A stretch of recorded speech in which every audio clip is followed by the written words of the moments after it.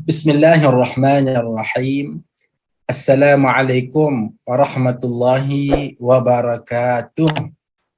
Alhamdulillahi rabbil alamin. Wassalatu wassalamu ala rasulillahil amin wa ala alihi wa sahbihi ajma'in. Yang Ustaz hormati lagi kasihi seluruh peserta Mihrab Al-Quranul Karim, dengan doa agar semua kita dicatat di sisi Allah Subhanahu wa taala sebagai ahlul jannah. Mati kita mati husnul khatimah, manakala dijadikan sisa-sisa usia yang ada pada kita jalan taubat untuk kembali ke pangkal jalan. Hadirin sekalian, seperti biasa sebelum kita mulakan kajian Asmaul Husna pada pagi ini, Ustaz memohon kerjasama semaksimal yang mungkin daripada tuan-tuan dan puan-puan untuk share, sebarluaskan program ini kepada semua sahabat-sahabat teman-teman yang lain. Maka dengannya insya-Allah kita mendapat pahala.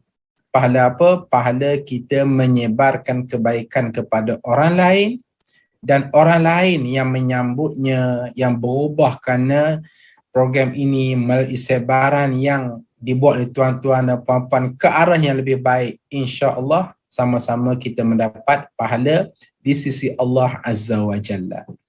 Insya-Allah hari ini kita akan berbahas Asmaul Husna. Mihrab Al-Quran, kajian 99 nama Asmaul Husna dalam membentuk kepribadian mukmin, siri yang ke-33.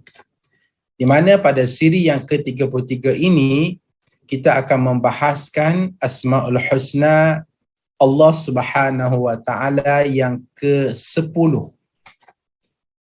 Apa dia? Namanya Al-Mutakabbir.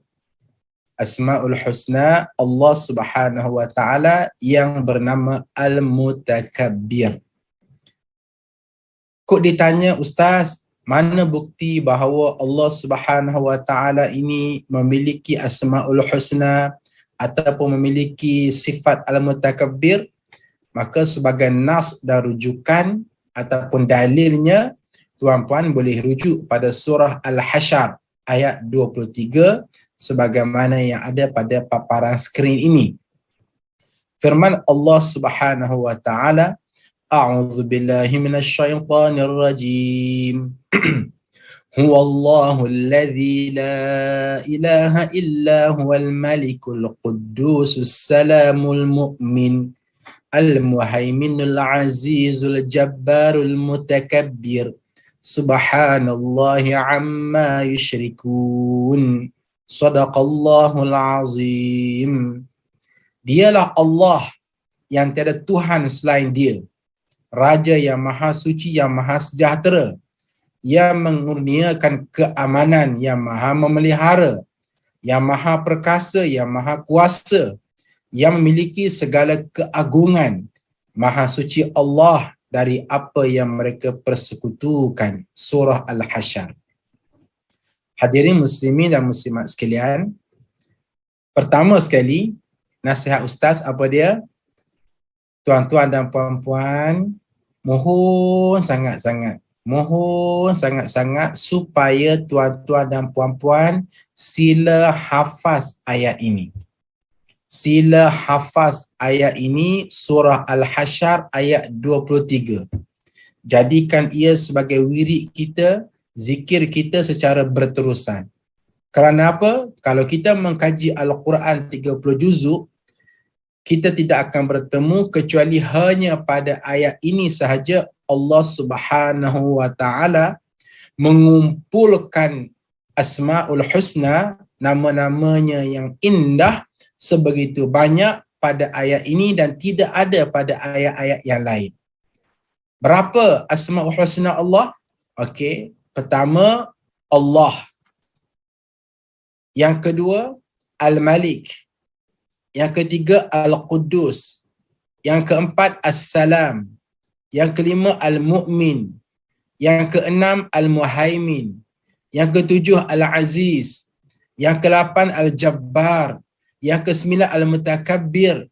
Kemudian Allah tutup sekali lagi dengan kalimah lafzul jalalah Allah. Subhanallah.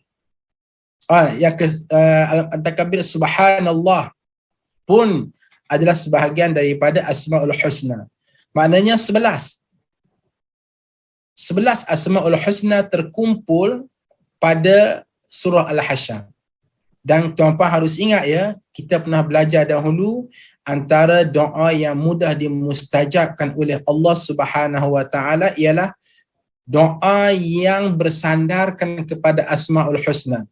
Doa yang ada padanya Asmaul Husna. Jadi kita melantun-lantunkan Asmaul Husna, baru kita berdoa kepada Allah Subhanahu wa taala, maka doa itu insya-Allah sangat cepat di sisi Allah Subhanahu wa taala untuk memustajabkannya. Maka kita sekarang dengan kita membaca, kita menghafaz surah Al-Hasyr ayat 23 ini yang 11 kali ulangan Asmaul Husna, maka sudah tentulah kita mudah nak berdoa kepada Allah. Ya Allah, ya Tuhanku, sesungguhnya nama-nama Engkau aku sentiasa lantunkan di bibir mulutku, yang aku hafaz, aku lantunkan siang, malam, pagi, petang. Kemudian seterusnya aku berdoa kepada Allah, aku perlukan hajat sekian.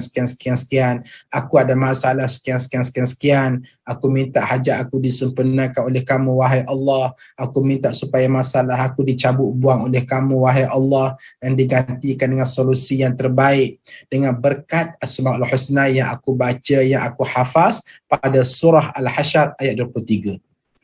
Hadirin muslimin dan muslimat sekalian, Allah Subhanahu wa taala nak dengar munajat kita ini. Nak dengar keluhan hati kita ini, jeritan batin kita ini bermunajat sedemikian rupa, bersandarkan kepada Asmaul Husna, dan kita pula dilihat sentiasa melantun-lantunkan surah Al-Hasyr ayat 23, maka bahasa mudahnya ialah Allah manalah tak kasihan kepada kita, kan? Maka itu sebab nasihat ustaz, sentiasalah melantun-lantunkan ayat Al-Quran surah Al-Hasyr ayat yang ke-23 ini. Baik, itu yang pertama. Yang kedua, merujuk kepada apa yang kita belajar hari ini, Al-Mutakabbir. Ustaz bol warna kuning ini, tuan-puan, Al-Mutakabbir. Terjemahannya apa dia? Allah yang memiliki segala keagungan. Ini terjemahan yang ada di dalam setengah terjemahan Al-Quran. Namun kalau kita nak melihatnya secara lebih detail, Al-Mutakabbir diambil daripada kata dasar ialah kabura. Kabura maknanya besar. Al-Mutakabbir, Allah yang maha besar. Al-Mutakabbir diangkat lagi makna yang kedua, Allah yang maha angkuh. Al-Mutakabbir diangkat lagi maknanya Allah yang maha sombong. Al-Mutakabbir diangkat lagi suara Allah yang maha ego. Maka tidak salah hadirin muslimin dan muslimat sekalian untuk kita menterjemahkan Allah itu siapa dia? Al-Mutakabbir. Maknanya apa dia? Allah yang maha besar. Betul. Allah yang maha angkuh. Betul. Allah yang maha ego. Betul. Allah yang maha sombong. Betul. Masya Allah. Ustaz, boleh ke Allah nak menyombong? Boleh ke Allah nak ego? Tunggu sekejap ya. Nanti kita akan bahas kemudian.